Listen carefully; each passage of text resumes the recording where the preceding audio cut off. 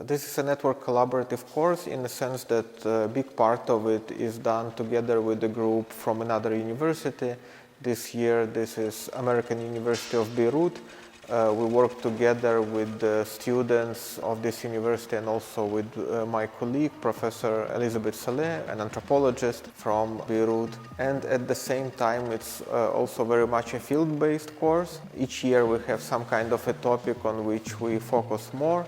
This year it's precisely Karoliniškės landscape reserve in Vilnius, big part of forest, which is basically a transition zone between pre-Second World War Vilnius and the after Second World War, the Soviet Vilnius that was built from 60s and then in the 70s and the 80s. So we use different approaches to make sense of this Karoliniškės landscape reserve, and these are the theoretical approaches, and these are also different methods, including experimental methods. In particular, we're happy to collaborate together with the Performative Design Agency, who has experience of designing not that much material things, but rather situations or interactions.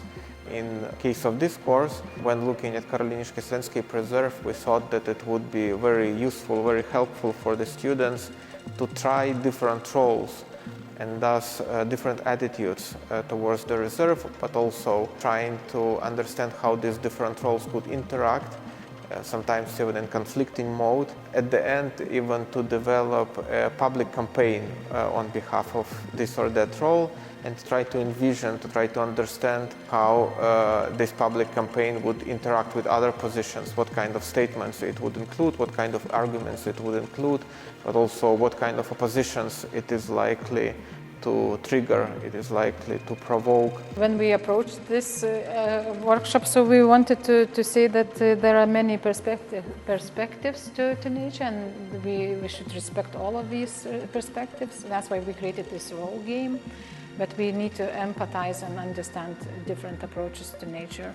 Because here in Lithuania, we have this, Lithuanians in general, they say that they care about nature a lot, but then you look into the practice, it doesn't work like this. So I think we need to really, we can use this workshop and also to deepen our understanding, our own understanding about green areas as well.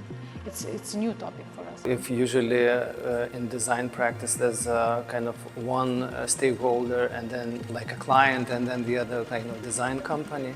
So in our case we kind of broaden up this perspective, and basically we are engaging into kind of several stakeholders, placing them together and then going through those design processes and performances, and yeah.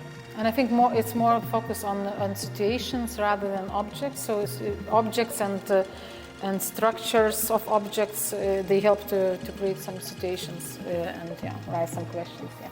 I think it's very important to look at urban areas from perspective of different interests and also from perspective of different mindsets.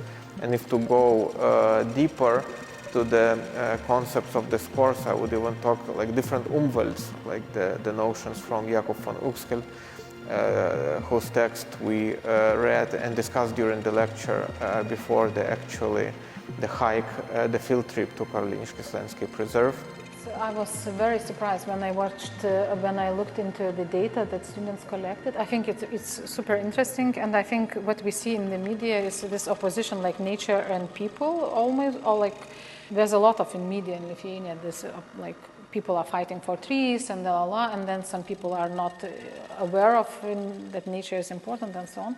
So what I was interested when I found this data, that it's not so much about the forest itself. It's like this mystic space. So I understood that maybe for some people, nature has this mystical powers still. I was really surprised that there are so many interesting small details about this, like hidden bridges, like small doors or something, like small details.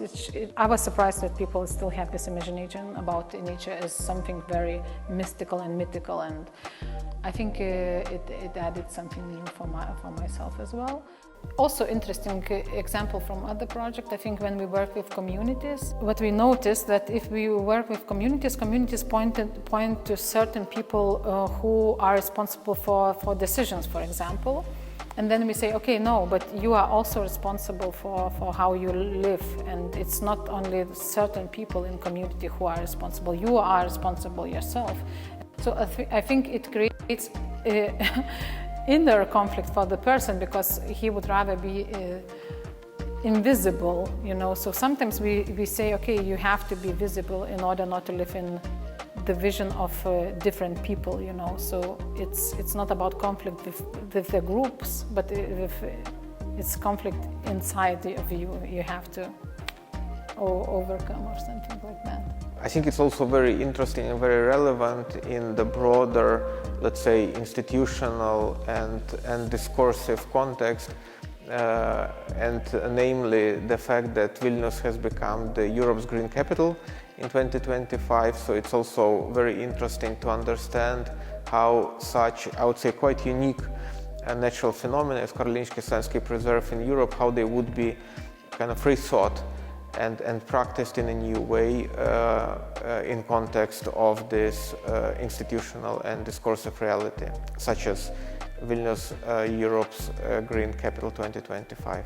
Yeah, now I'm speculating, but I think like Vilnius was always kind of had this title of green city or green hill city. It kind of surrounds greenery and on the hills, and you have this green hill city. But yeah, maybe it's an opportunity to enhance this, you know, not to ruin totally, not to destroy, but to. But do you think it will be used for that? For like. From communicational part, maybe. I don't know.